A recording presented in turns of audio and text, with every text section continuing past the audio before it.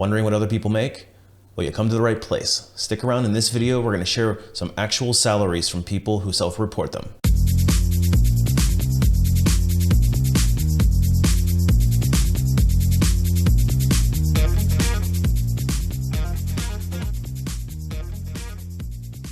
Hey everybody, it's Brian from Life After Layoff, and today I want to share with you more salaries that people have self-reported. So if you're trying to figure out what kind of career to pursue, here's some data points, maybe it'll help you. But first, today's video is sponsored by HireAct. HireAct is the first chat-based hiring app where you can chat directly with startup founders, CEOs, and hiring managers. And listen, this is a total game changer in job seeking because you just fill out a profile once and you get matched instantaneously with all these verified employers, and these are all real jobs. So that means you're not gonna find any garbage or spam posts on this site. They're all legit. If you're looking for that work from home opportunity, 1 in 4 of these jobs is fully remote, and you're getting connected directly with these hiring authorities. You can chat right in the app. It's all super easy to use. And even better, HireAct requires all jobs posted to include a salary range, so we increase equality and transparency. So if you're looking for jobs, especially in those emerging markets, HireAct is the tool for you. So go grab the free app off the App Store and get started today. I will leave a link in the video description. All right, so if you haven't seen the first video on salary disclosures, you might want to check that one out first.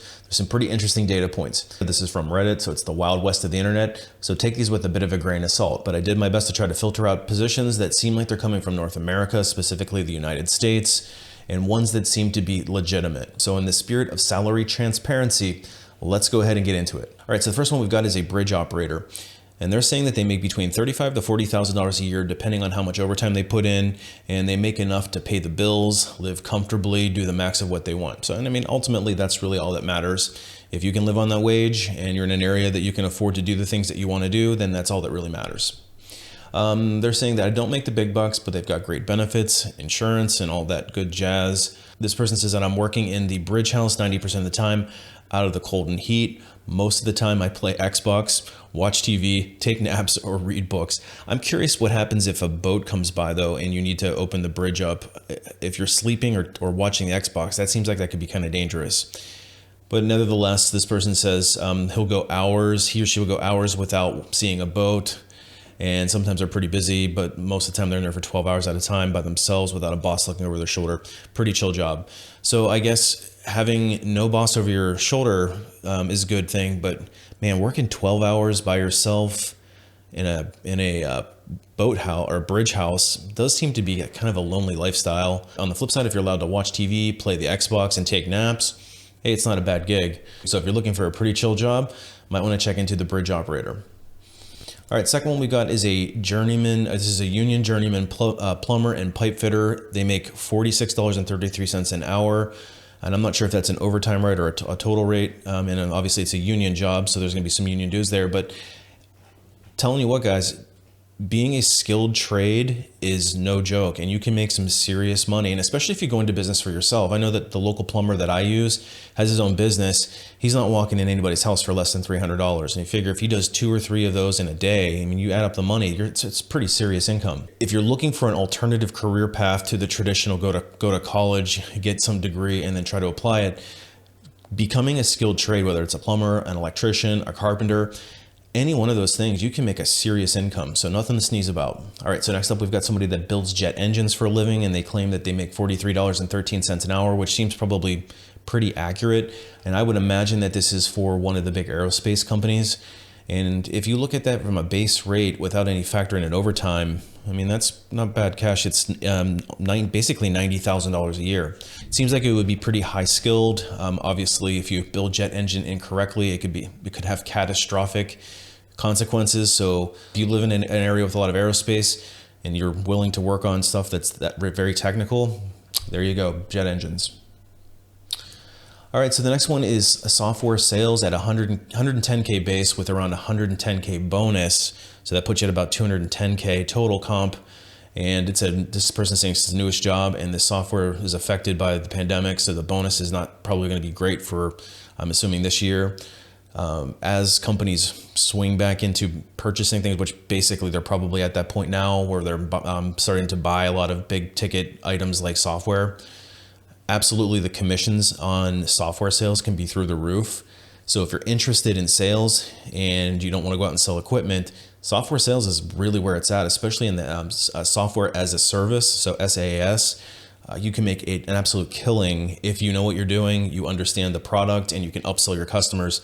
And 210, 220,000 is certainly well within reason for a lot of these software roles. All right, so next up, we've got a dental assistant claiming $30 an hour. I would say that that seems pretty accurate, at least in my area. That comes out to $62,500 a year, and that's exclusive of overtime. So with a little bit of overtime, and I'm assuming this is an overtime eligible position, you're probably looking at somewhere in the $70,000 to $75,000 range.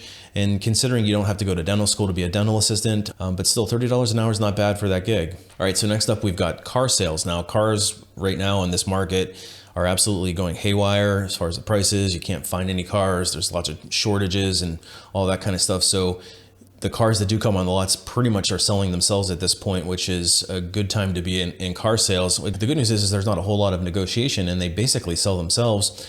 The bad news is that if you don't have any cars physically on the lot to sell, then it's kind of hard to make that income. But this person's saying that's anywhere from 30,000 all the way up to 120K per year, depending on commissions. That's a huge swing, and you probably need to have a pretty strong stomach to be able to swing those types of years where you have only 30,000 all the way up to 120. Probably should be pretty good at saving up your dough for those lean years, but I would imagine right now it's probably a pretty good time to be selling cars. All right, so let's look at the next one. We've got a software engineer at $133,000 a year, not factoring in any bonuses or discounted stocks. Now this one could be deceptive because $130,000 for a seasoned software engineer is actually pretty low. I would expect the base to be somewhere more in the 150 to 170 range for a reasonable sized company. And the bonuses, now that's kind of where it's, you kind of put a little bit of an asterisk and say, depends on how much the bonus is. And a lot of companies will give you a base salary that's lower, but they'll give you a lot of stock incentives, which could factor into a pretty significant windfall at the end of the year. So your total comp may be much higher than that. So we don't know what this person's total comp is, but I'd imagine they have to be making some decent bonuses. Otherwise, they're either a junior engineer. All right, so the next one says, reading some of these posts of people with really important jobs with fancy degrees makes me feel drastically overpaid because I'm a dog walker. Pet sitter and Gal Friday. I'm not sure what Gal Friday means, but they claim anywhere between $25 to $50 an hour, and I average about 75K per year, wearing yoga pants and t-shirts to work every day, listening to their AirPods and do my PIM slur. I'm not sure what that is either while working. Maybe it's some sort of a workout. Leaving time in the middle of the day for my appointments. There's basically a lot of free time. This person is usually stoned most of the day, so that's great. But I guess with dog walking, I guess technically you could be, and it wouldn't affect things too much. Yeah, obviously they love their job. They don't have any real benefits, so they're having to pay out the benefits from their own profit margin, but there's no stress at all with the job, and they don't feel like it's work, especially if you love animals. You could really make a good living being a dog walker. Actually, I had a friend that was a dog walker, and it would be kind of funny because we'd be in the middle of hanging out or whatever, and he'd say he has to go run off and walk a bunch of dogs. But when we realized how much money he was making, it was probably pretty similar to this. I would say this is especially lucrative if you have your own job or your own business. If you're going off and working for somebody else, you might be looking more in the $12 probably an hour, $12 an hour range, somewhere in there. But if you can start your own business and hang up some flyers around town and get enough people, easily could get $25 to $50 an hour. I could easily believe that. 75,000 easily seems doable. So if you're looking for, I think I actually talked about this as a side hustle, but if you're looking for a side hustle that could potentially turn into a full-time income, you have to do things right, probably have to get some insurances and things like that. But it would be worth looking into that. I mean, especially if you want a job where you can have plenty of free time,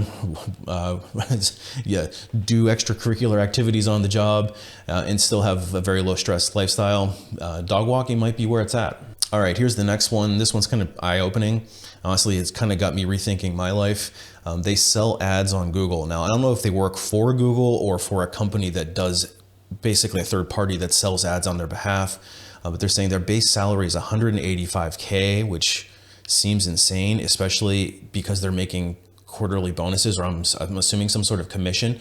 But they reported $415K last year after their quarterly bonuses. Now, I'm going to take this one with a little bit of grain of salt because we can't confirm that this is indeed the case, but we all know Google just rakes in the dough, and I can believe that seems insanely high. So if you're going into sales, if somebody's in the ad business for Google and you're anywhere near this, could you just chime in on what you're making, or you can keep it anonymous, but I would love to hear if this is accurate. But $415,000 makes me reevaluate whether or not I want to do career coaching.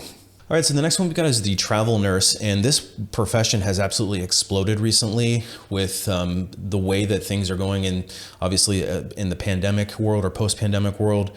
This person is currently making $5,000, basically $5,100 per week. Absolutely believe that. That is insane numbers, though, if you go over the course of the year. And let's see. It says that assignments are typically 13 weeks and vary from location, but they get to choose. So if you look at 515 per week, assuming that they work, let's just say they work 45 weeks in a year. I mean, you're making $229,000 per year, 230 if you can maintain that. Now, I would imagine this is a high stress, high burnout job because you're traveling constantly and you have to go from assignment to assignment.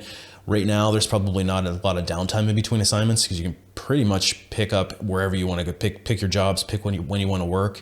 But if you are in the nursing profession, and I don't anticipate that this travel nursing is going to alleviate anytime soon. The demand for it absolutely can crush it as a travel nurse right now if you're open to the lifestyle. It's kind of a bit nomadic, so you have to deal with that, but absolutely a ton of money to be made. And if you're looking for a way to retool yourself and you are interested in the nursing profession, travel nursing is where it's at. All right, here's somebody that works at a museum. I think that one movie, the Night at the Museum, but works as security for $29.50 per hour, which as a security guard working at a museum, I'm actually kind of shocked that seems really high. So if you can get it, more power to you. Hopefully the museum doesn't come alive at night and you have to deal with other things, but $29.50 an hour for working as a security guard, I can't imagine it's too high stress. That's pretty good dough. All right, here we go. Freight, railroad freight conductor, $70K per year. I would say that's very accurate. I used to work in the railroad industry, and that seems like a very reasonable ballpark for a freight conductor. The one issue with freight conductors is that there's not a lot of jobs. B, you do have to spend a lot of time on the road. And then generally, I think what they work is they'll work a territory or a quadrant. So they won't have to go across the country. They'll usually trade off conductors every so many miles, and but you still have to work your away from home. Okay, here's a garbage man that is making $95K per year. I've heard anecdotally about garbage men making a ton of money. I wonder if this is a dying breed, because my garbage man, there's only one guy driving the truck now. It used to be back in the day, you would have a garbage man and then you would have two people in the back of the truck who would actually be physically tossing your trash in the back. Nowadays, it's these automated trucks that come in. There's a robotic boom arm that comes out, grabs your dumpster and throws it in for you. So, they're eliminating those jobs. If this person is truly making $95K, I'm just wondering how many, when they come out with the autonomous vehicles, will these days be numbered? But $95K for a garbage man, not a bad gig. Okay, next up we've got a professional video game bug tester and finder. So this person is basically looking in video games, playing video games and finding the bugs and then trying to, reporting on them to the software developer teams who then go in, they fix them. So they get paid on the amount and the size of the bug found. So I guess if you find a big bug, you can make $2K per bug. Last year they made $360K-ish. So that's pretty, A, that's a lot of bugs to be finding. And B, that's some serious dough to be playing video games. So if you're looking to get into the video game industry and you can get into testing, I really don't know what the qualifications are for that, but that's insane amounts of money to play video games all day. Okay, so if you are a minor league baseball player, the pay pretty much stinks. It's $2K per month for 6 months, and there's absolutely no guarantee that you're going to move beyond the minor league system into the big leagues. In fact, the percentage of people who actually make it as big league players, even just to ride the bench, is so astronomically small that this is probably not a career path that I would bank on. If you can make $2,000, absolutely go for it. Or if you can make it, if you want to follow your dream, absolutely try to do it. But certainly want to have a plan B just in case. All right, here we got it. This one's pretty funny. We've got a corporate development, person saying corporate development, 350K. Then the person rightfully says, what does that entail? And then the other person says, developing corporately. And then the last person says, this guy corporates. That pretty much sums up the Reddit thread with what the heck is corporate development? I mean, that's at a 350K, you're looking at least a director or a higher level senior director role. Not sure what corporate development means. It's it could be in business development. It could be in human resources. I'm really not sure. All right, here's the next one. This is an options investor at 125K. And then this person below him said, was laughing saying, as a fellow options trader, maybe you should stop. So options traders making only 125, I say only making 125 is probably not very impressive to the rest of their fellow traders. The sky's the limit for options traders, or really any kind of trader that knows what they're doing. Keep in mind that you can lose it very quickly if you don't know what you're doing, just as much as you can make it. So if you decide to go into options trading or day trading or anything like that, just go in very eyes wide open. All right, so we'll just do a couple more, but here we've got a package handler at United States Postal Service, making $34.23 an hour plus benefits. They've got healthcare, pension, and 6 weeks paid vacation. Not a bad starting. I mean, that's not a bad rate, $34.23 an hour, but their benefits are really good. I don't know how good the healthcare is, but I'm assuming it's pretty good. Pensions are unheard of these days, so the fact that they're still offering a pension and 6 weeks paid vacation, I would imagine this person has been there for a little while to get up to that wage range, and then also with that many weeks of vacation. I'm not sure what the United States Postal Service starts with, but seems like a pretty good deal if you can get it. All right, so next up we've got a 911 operator at $28 an hour. You know, that seems pretty reasonable. It is a high stress job. I would imagine that it's not for everybody. Some of the things that you probably have to encounter and the urgency of what you're dealing with. But $28 an hour seems about right. All right, and we'll do one more after this. Animator, we've got 16 years of experience in video games, and they're making $28 an hour. Sure seems like being in video game debugging is a lot more lucrative than being an animator. But hey, if you like the video game world, you know, animator could be an option too. All right, so let's end it with social worker. We've got $46,000 per year to say do not go into social work.